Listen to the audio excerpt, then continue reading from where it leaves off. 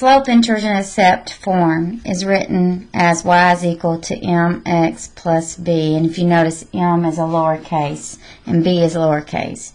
M is my slope, which is the change in y divided by the change in x. B is my y-intercept. Well, y-intercept is 0 for x and some number for y, meaning that we're on the y-axis. If I have an x-intercept, then x is some number and y is 0. So it's on the x-axis. So these are important to know. But let's talk about the y-intercept form. Say that I have a slope of -3 and this line passes through an order pair of 5, 7. So I want to solve for it in the slope-intercept form so I can graph this line, because again, all we need is 2 order pairs and we can graph it. Well, if I know what the slope is, all I need is the y-intercept and I can graph it. So let's take this and solve for the slope-intercept form. I know what my y value is, I know what my m is and my x, but I don't know what my b is. So let's plug in what we know. We got 7 for y, -3 for m, and 5 for x. And let's solve. Bring down the 7, -3 times +5 is a -15 plus b. And let's add 15 to both sides because we're solving for b. Now I have 22 is equal to b. So I can write this. I know what my m is, it's -3, and my b is a +22. So this is my answer if I'm writing it in slope-intercept form. Now, if I wanted to graph this, I'd have to use a bigger graph than what I've been using. I've been using a 10 by 10. So let's just take a regular graphing sheet and let's try to graph this.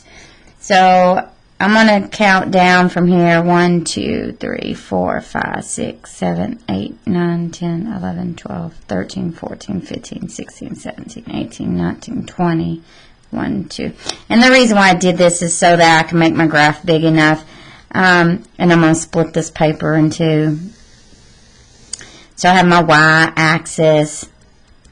I have my x-axis. And any time I have a point on the y-axis, x is 0. Anytime I have a point on my x-axis, y is 0. This point right here is called the origin. It's 0, 0. I have a quadrant 1, quadrant 2, quadrant 3, quadrant 4. And if the line falls left to right, it's a negative slope. If the line rises left to right, it's a positive slope. So let's graph this line we have. So let's look at it again. It was y is equal to -3x plus 22. What I'm going to do is I'm going to plot my y-intercept first. So I'm going to count back up. Of course, it's right here, right? I'm going to put my little dot there. That order pair is 0, 22, my y-intercept. And then I'm going to, from this point, plot my slope. And my slope is a -3, right? But, and it's underneath it is a 1. We just don't write it there when it's in simplest form. So this is my y value and this is my x. And since it's a -3, I'm going to go down 1, 2, 3.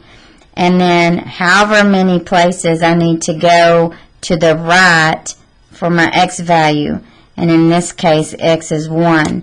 So I can draw my line now.